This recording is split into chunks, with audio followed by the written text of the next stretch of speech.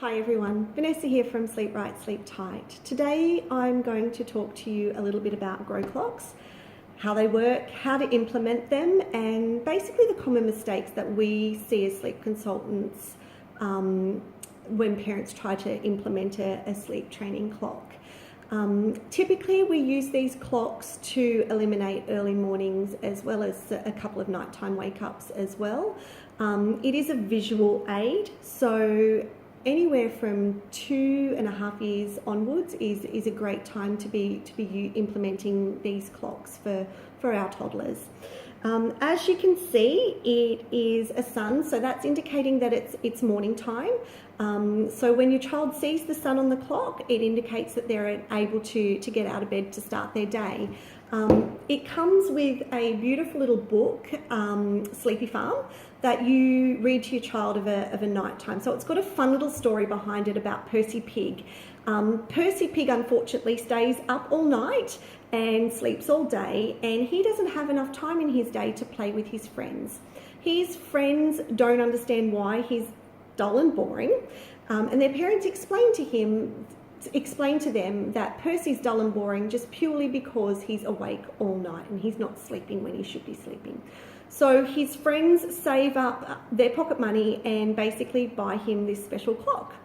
You get to a part in the book where you then switch the star on, and what you see is with a wink of an eye, the sun goes to sleep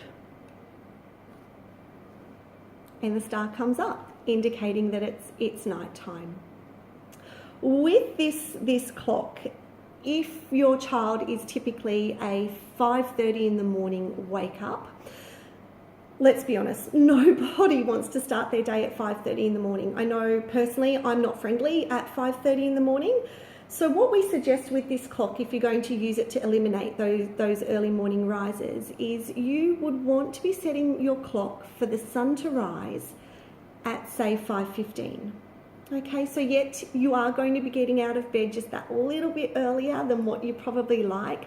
But the reason for that is we're wanting to encourage our children to recognise that the sun is up on their clock. Okay, so by setting it that little bit earlier, when they wake at that 5:30 mark that you know that they always wake at, they are going to wake and they're going to see that the sun is up on their clock. Okay, and then you lavish them with lots of praise and positive reinforcement for staying up until their suns come up on their clock.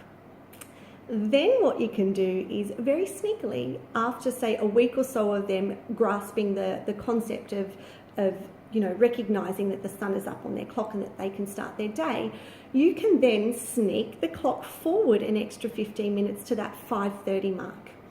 Then once your child has recognized that it's, they're able to get to that 5:30 mark and they're seeing that the sun comes up on their clock and they're telling you, Mummy, the sun's up on my clock, I can come out of bed now.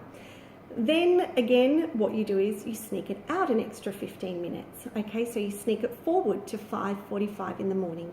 Okay, and again, once they've grasped that for a little while, you're then wanting to sneak that clock forward to 6 o'clock. Okay, and look, we typically say morning starts 6 o'clock in the morning. Okay, if you're wanting that mark to be a little bit later, again, you can set that a little bit later as well. Okay, the most common mistake that we see when parents are implementing these clocks is they set that bar too high right from the get-go. So if their child is typically waking at 5:30 in the morning, say for instance they set that bar for the sun to come up on the clock at 7 a.m. in the morning. Okay, your child is not going to be able to get to 7 a.m. in the morning right from the get-go. So you're setting them up for failure, okay? So you're wanting this to be a really positive experience for them so that they learn what to do, and you can even sneak in some rewards in there as well, which is great for this age group. So you're wanting them to understand the clock, otherwise it isn't going to be effective. So don't set the bar too high and set them up for failure right from the get-go. Another thing that we see with the clocks is you can use them for nighttime wake-ups. So say for instance your child will pop into your room at 3 a.m. in the morning. So you're just going to want to grab their hand and just silently and calmly walk them back to their room, point out that the star's still up on their clock and that it is still nighttime, so it's still sleep time. Okay, so this clock is also a really great tool in eliminating those nighttime wake-ups.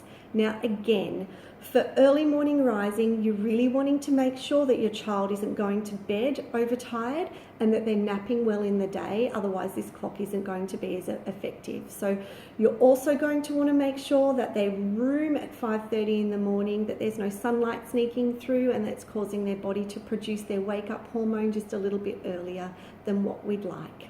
Okay, so have that room as dark as night, so as dark as what it would be at 11 o'clock at night. So if you need to black out that sleep environment, do so, and then you'll get the most out of this particular clock. As always, if you're still having difficulties, please reach out and let us know. Give it time though, okay? You're going to want to use this clock consistently in the same way over a 2-3 week period before your little person is going to actually understand what it's all about, okay? It does take time. They're not going to get it right from the get-go. But if after 2 to 3 weeks of solid trying you're still stuck, please reach out and let us know. Tanya or myself will happily chat through things with you and see if we can't nut out what's going on and give you some advice surrounding that. So thank you so much for watching. As always, sleep right, sleep tight. Bye for now.